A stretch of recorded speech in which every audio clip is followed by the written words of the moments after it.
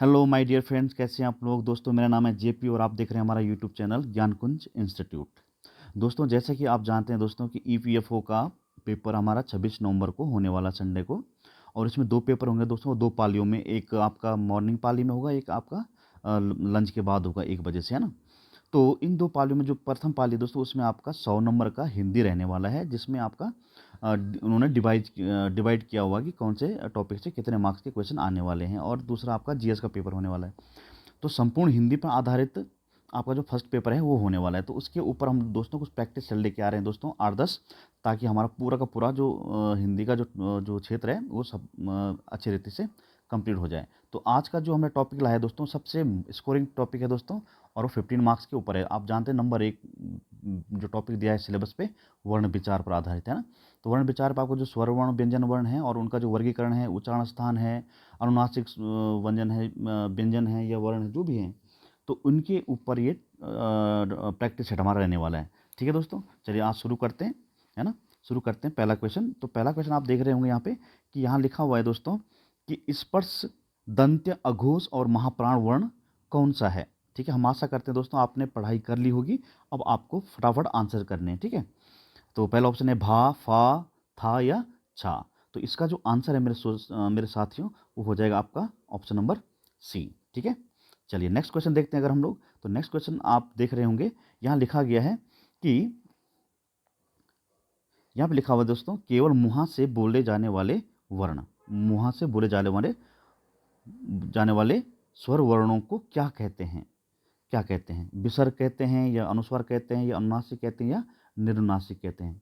ठीक है, तो आप जानते हैं दोस्तों अनुस्वार किसको कहते हैं। अनुस्वार जो नाक से बोले जाते हैं, अनुनासिक जो नाक मुंह दोनों से बोले जाते हैं, और निरुनासिक या इनको क्या बोला जाता है, अनुनुनासिक भी बोलते हैं इसको। ठीक है, तो इसका जो ऑप्शन है दोस्तों, वो सही ऑप्शन आपका हो जाएगा कौन सा, डी, निर्नुनासिक। ऐसे वर्ण जो केवल मुंह से बोले जाते हैं, ठीक है, उनको हम क्या बोलते हैं, निर्नुनासिक बोलते हैं। ठीक है साथियों, चलिए ये हो गया दूसरा क्वेश्चन। थर्ड क्वेश्चन देखिए, थर्ड क्वेश्चन क्या बोलता है कि निम्नलिखित में से व्यंजन तालव्य व्यंजन कहलाते हैं। इनमें से कौन सा एक ग्रुप है जो तालव्य वर्णों का है।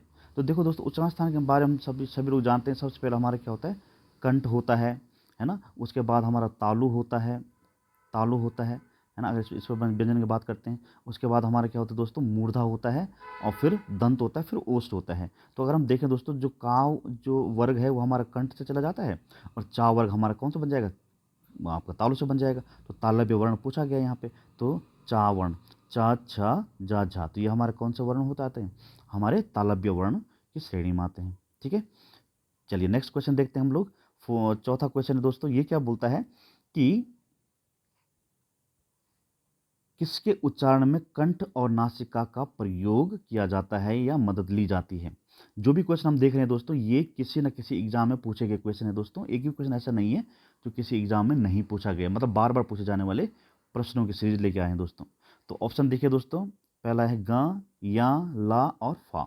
इनमें से कौन सा आंसर आपका सही होने वाला, जो कंठ और नासिका दोनों से बोले जाते हैं।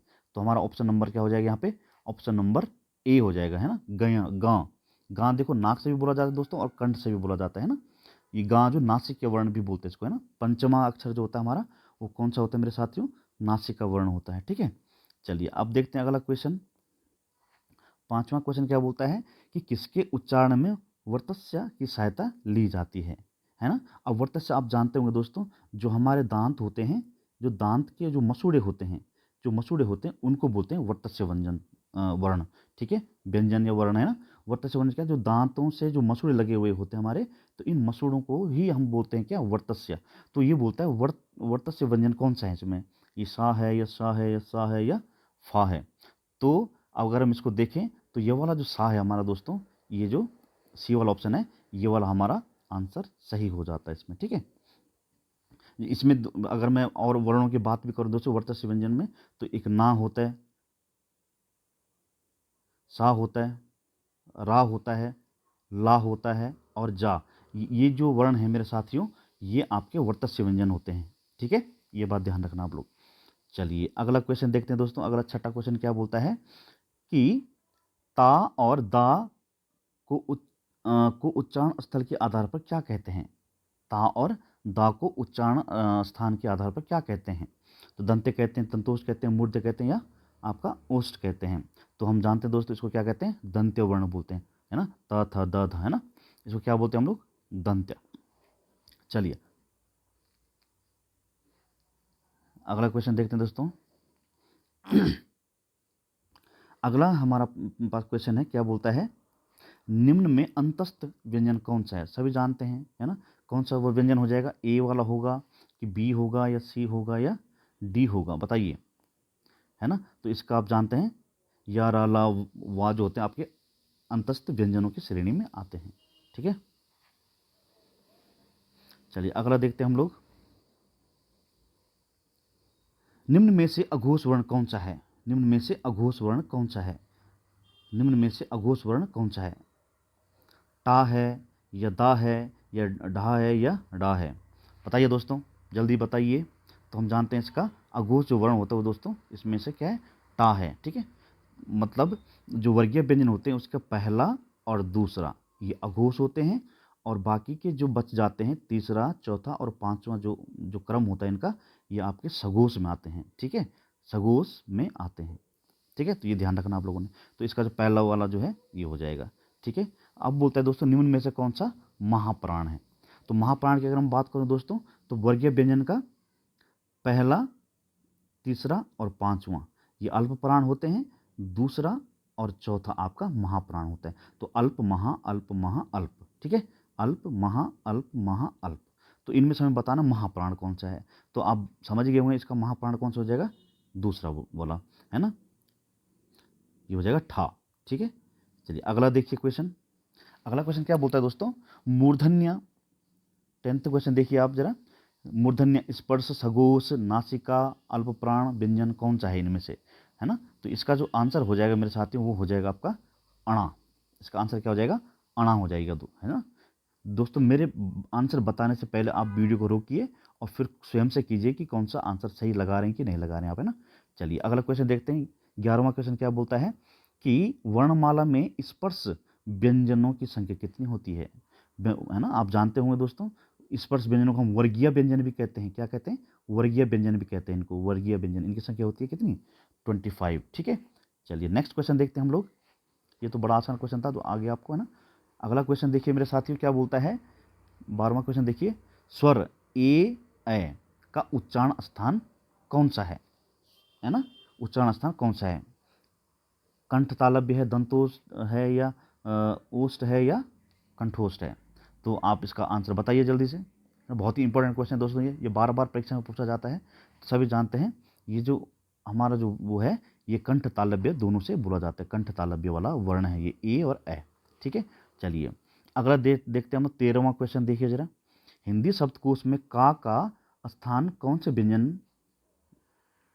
व्यंजन दिखाई देता है, व्यंजन के बाद कौन सा, मतलब का के बाद कौन सा व्यंजन दिखाई देता है, ठीक है, हिंदी शब्दकोश के अनुसार।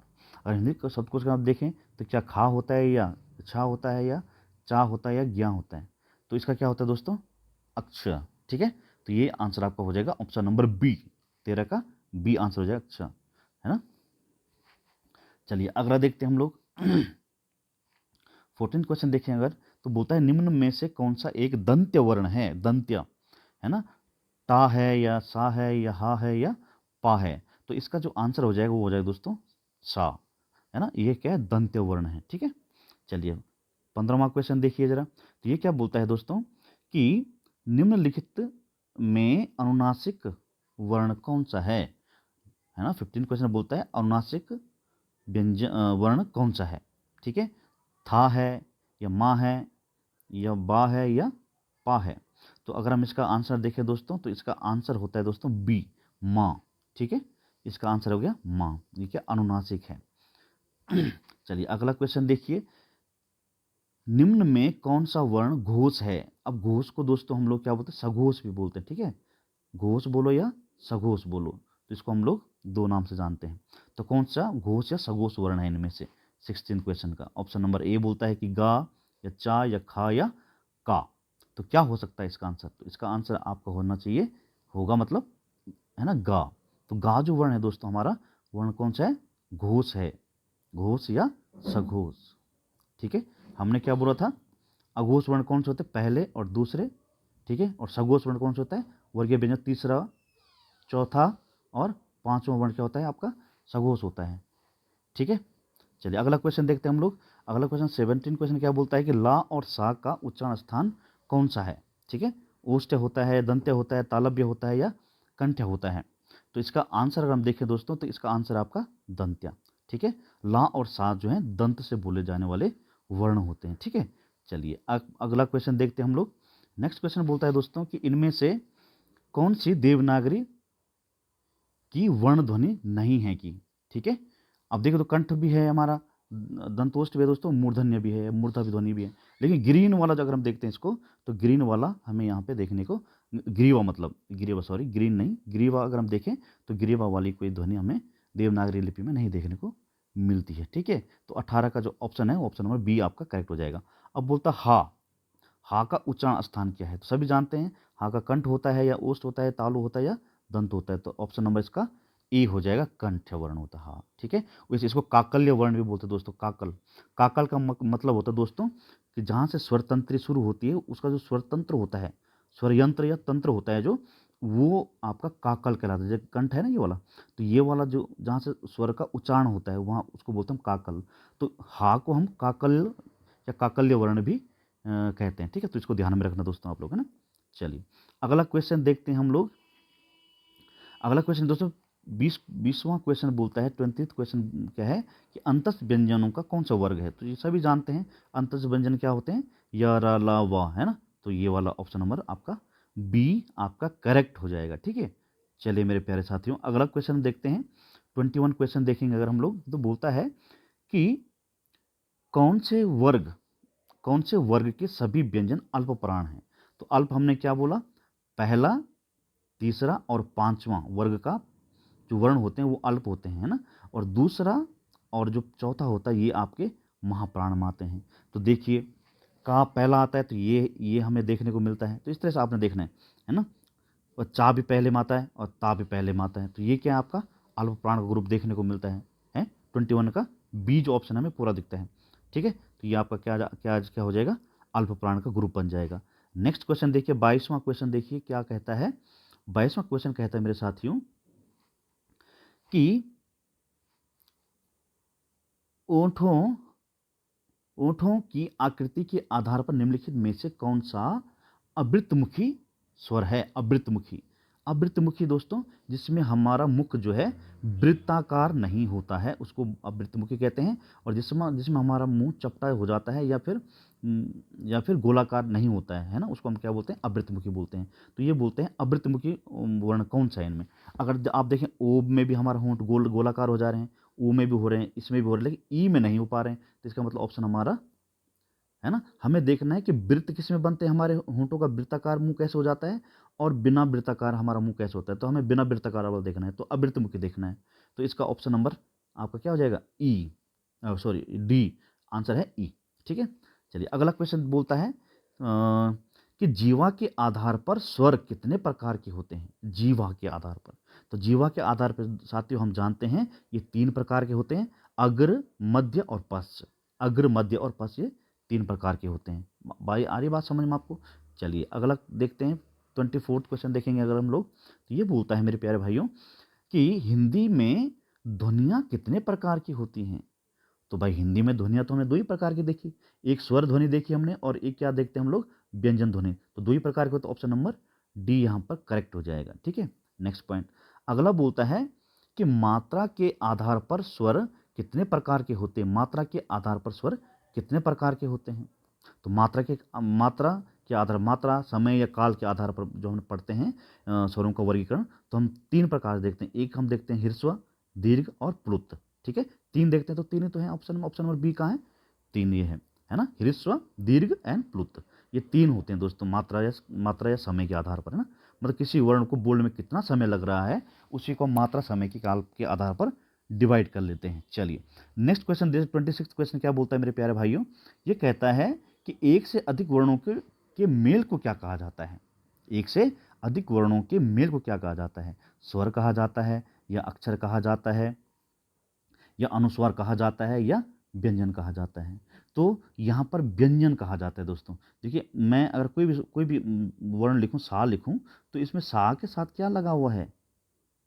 आ भी तो लगाओ, सा हलन तो जाएगा, आ हो जाएगा। तो कोई भी आप व्यंजन ध्वनि लिखिए, व्यंजन वर्ण लिखिए, आपको 2 वर्णों का मेल वहाँ पे ज़रूर मिलेगा, ठीक है? मतलब एक से अधिक वर्णों का मेल। तो उसको हम क्या बोलते हैं दोस्तों? हाँ, व्यंजन कहते हैं, ठीक है? चलिए नेक्स्ट क्वेश्चन देखेंगे अगर हम लोग, तो नेक्स्ट क्वेश्चन क्या कहता है? ये कहता है मेरे प्यारे भाइयों कि जिनका उच्चारण स्वतंत्रता से होता है और जो व्यंजन के उच्चारण में सहायक होते हैं, उन्हें क्या कहते हैं? है ना? तो आप समझ गए होंगे इसको क्या कहते हैं हम सीधा-सीधा? तो बहुत परिभाषा याद रखिए, इसको हम क्या बोलते हैं? स्वर कहते हैं। मतलब इनका अस्तित्व क्या होता है? स्वतंत्र होता है और बिना किसी अन्य वर्ण की सहायता से उच्चारित होते हैं। ऐसे वर्णों को हम क्या बोलते हैं? स्वर वर्ण कहते हैं साथियों। क्या कहते हैं? स्वर वर्ण कहते हैं। अब 28वां क्वेश्चन देखिए, 28वां क्वेश्चन क्या कहता है? बोलता है छोटी ई, चा, छ, जा, झ, या आदि का उच्चारण कहाँ से होता है या किससे होता है? ओष्ठ से होता है या तालव्य से होता है या कंठ से होता है या फिर मूर्धन्य से होता है? ठीक है? अगर आप इसमें दिमाग लगाएं दोस्तों, तो इसका जो उच्चारण है दोस्तों, ऑप्शन नंबर बी, तालव्य से होता है। ठीक है? तालव्य से होता है। तालव्य वर्ण है ये सभी, अगर आप देखें इसको, छंटी करें। ठीक है? नेक्स्ट पॉइंट, अगला क्वेश्चन बोलता है 29 कि निम्नलिखित में दीर्घ स्वर नहीं है। निम्नलिखित में दीर्घ स्वर नहीं है। ये थोड़ा ट्रिकी क्वेश्चन है मेरे साथियों। अब आप देखिए जरा, दीर्घ स्वर कौन सा नहीं है? देखो, दीर्घ का मतलब होता है बड़ा। दीर्घ का मतलब क्या होता है? बड़ा। ठीक है? तो अगर हम इसमें देखें, ए है कि ई है कि ए है कि ई है, तो यहाँ पर जो ये ऑप्शन नंबर बी है, ये आपका ह्रस्व स्वर है। ये क्या है आपका? ह्रस्व। छोटा आ, छोटी ई, छोटा ऊ, ये क्या किस में आते हैं? हाँ। और जो ए और ई जो है, ये आते हैं दीर्घ स्वर में। ये किस में आते हैं मेरे साथियों? दीर्घ में आते हैं। चलिए नेक्स्ट क्वेश्चन देखिए, 30वां क्वेश्चन देखिए जरा। ये क्या कहता है कि निम्न में से कौन सा कंठ वर्ण है? निम्न में से कौन से कंठ वर्ण है? ठीक है? तो देखिए जरा, लिरी, सा, ला, ई या सा, या फिर ऑप्शन नंबर ये ए है मेरे साथियों, ये बी है, ये सी है ऑप्शन। ठीक है? ये डी है। ठीक है? ये आ, हा या विसर्ग है, या री, ए या वाह है? बताइए जरा। 30वां क्वेश्चन देखिए जरा। तो इसका आंसर जो होगा मेरे साथियों, कंठ वर्ण हो जाएगा। देखिए, अब इससे पहले हमने देखा था हा क्या है? कंठ वर्ण है। छोटा आ भी कंठ वर्ण होता है और विसर्ग भी आपका क्या होता है? कंठ वर्ण होते हैं। तो इसको आप ध्यान रखना मेरे प्यारे भाइयों। ठीक है? बहुत इंपॉर्टेंट क्वेश्चन है ये। चलिए अगला क्वेश्चन देखिए। बोलता है कि निम्न में से कौन सा व्यंजन स्पर्श संघर्षी है? स्पर्श संघर्षी है। जा है या सा है या रा है या हा है? 31 बताइए जरा। ठीक है? तो ये आपका जा है। स्पर्श संघर्ष जो व्यंजन होते हैं, ये जा है। मतलब स्पर्श संघर्ष जो व्यंजन होते हैं, वो होते हैं चा, मतलब चा वर्ग, टोटल चा वर्ग आपका स्पर्श संघर्ष व्यंजन होते हैं मेरे दोस्तों। तो चा तो यहाँ दिया नहीं है, तो छा भी नहीं दिया हुआ है। चा, छा, जा, तो जा यहाँ आया हुआ, तो हमारा आंसर कौन सा हो जाएगा?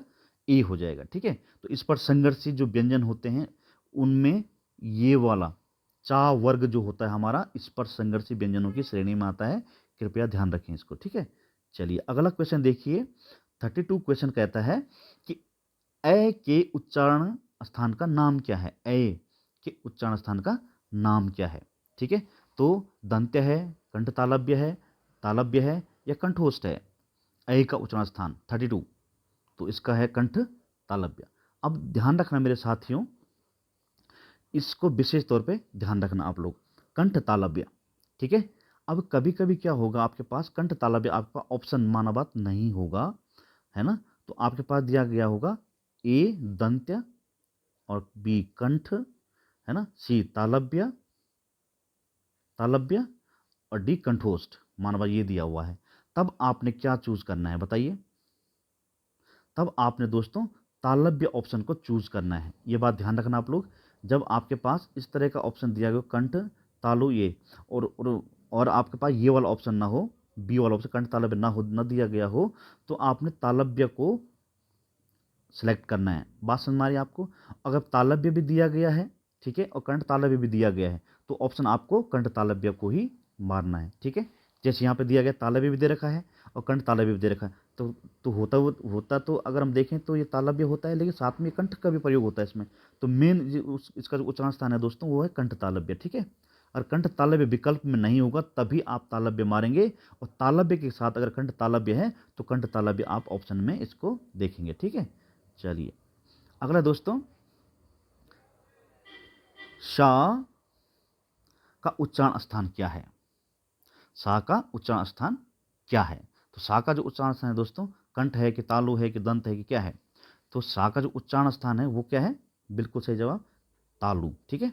हाँ, चलिए नेक्स्ट क्वेश्चन देखते हैं हम लोग 34। इसमें लिखा गया है, कौन सी ध्वनि महाप्राण नहीं है? महाप्राण नहीं है, अल्प प्राण होनी चाहिए मतलब वो, है ना। तो पहला, तीसरा और पांचवा ये अल्प प्राण होती हैं, दूसरा और चौथा आपका महाप्राण होती है। तो पहला देखिए जरा, कौन सा इसमें आ रहा है? घा या जा या झा या खा, बताइए जल्दी से, है ना। तो कौन सा हो जाएगा इसका आंसर? कौन सा हो जाएगा? बिल्कुल सही जवाब, है ना। इसका आंसर हो जाएगा जा। अगला देखिए 35, कि भाषा विज्ञान की दृष्टि से ऊ किस प्रकार का स्वर है? ऊ किस प्रकार का स्वर है? भाषा विज्ञान के आधार पर ये ऊ किस प्रकार स्वर है? पश्च है या अग्र संवृत है? देखो दो, मतलब पश्च स्वर है या संवृत स्वर है, अग्र स्वर है या विवृत है, पश्च है या विवृत है, अग्र है या संवृत है। तो जो इसका जो आंसर है दोस्तों, ये होता है दोस्तों पश्च होता है और साथ में संवृत होता है, मतलब वृत्त के साथ बोला जाता है ना। चलिए अगला देखते हैं, अघोष ध्वनि कौन सी है? अघोष वर्ण कौन से है इनमें से? ये बताना अघोष वर्ण कौन सा है? सा है या आ है या जा है या हा है? 36, है ना। तो इसका सही आंसर हो जाएगा आपका सा, ऑप्शन नंबर ए। वाह, अगला क्वेश्चन है 37, वाह का उच्चारण स्थान क्या है? तो दोस्तों ये जो इकलौता व्यंजन है जो दो उनसे बोला जाता है, वो उच्चारण स्थानों से बोला जाता है, ठीक है।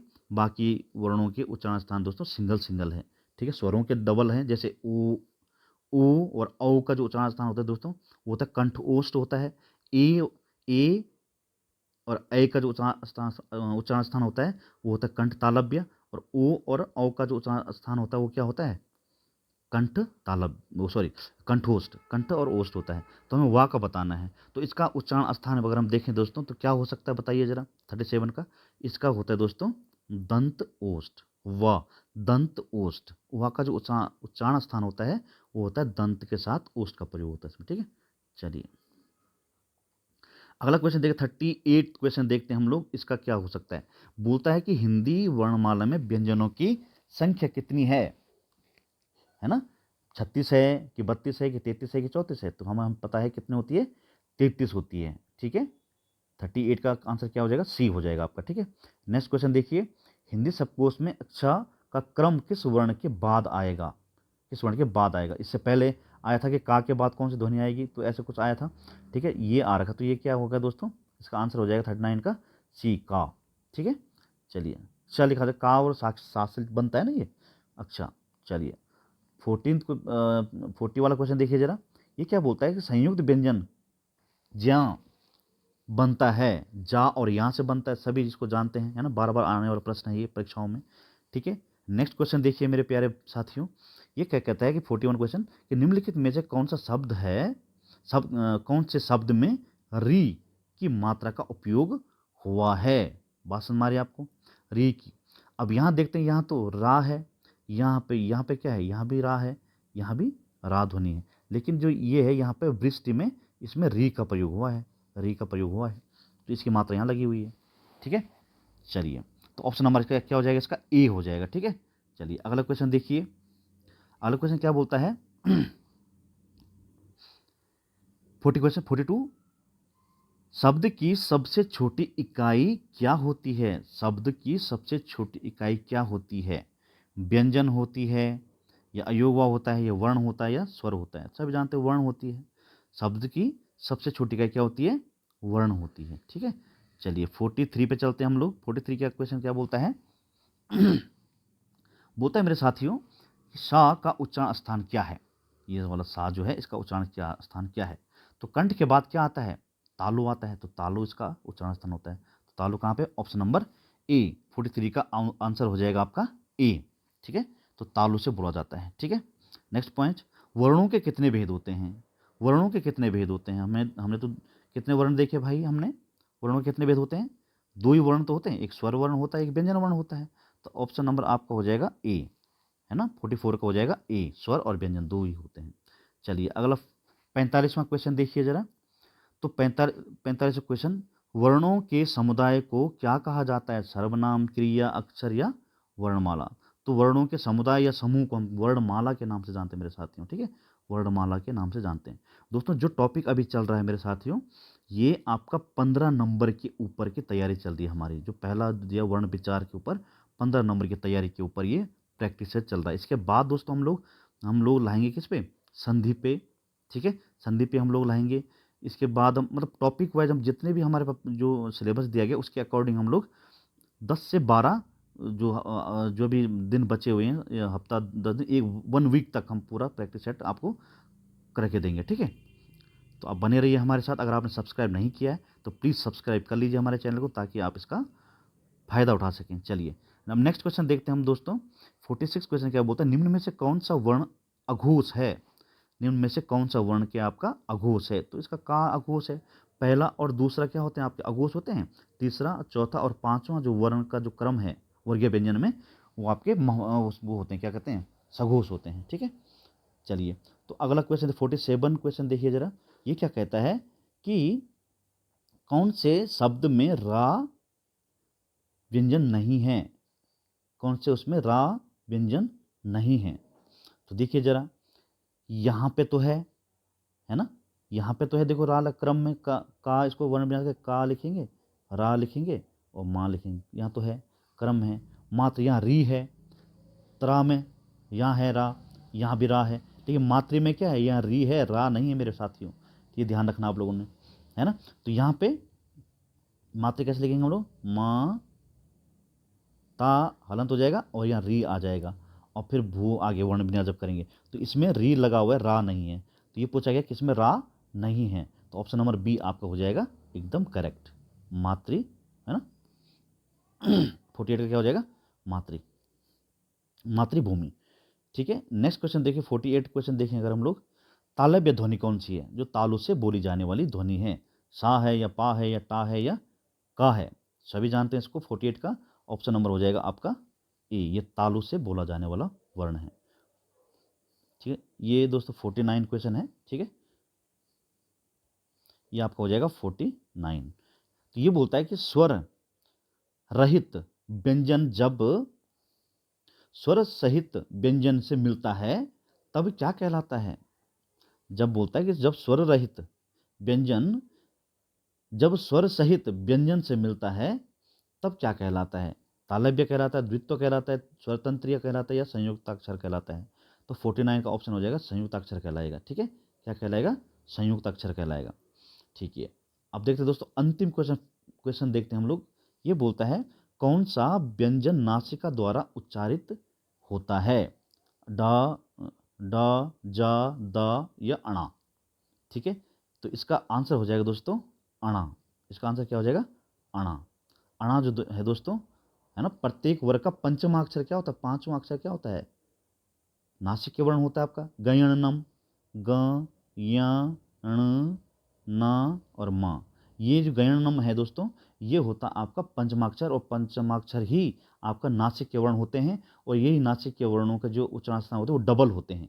एक वो उसी वर्ग में बोले जाते हैं जिस वर्ग में वो आ रहे हैं, उसी वर्ग के उच्चारण स्थान से बोले जाते हैं, और दूसरा क्या है साथियों, ये नासिका से भी बोले जाते हैं। ठीक है, तो ये ध्यान रखना आप लोगों ने। चलिए तो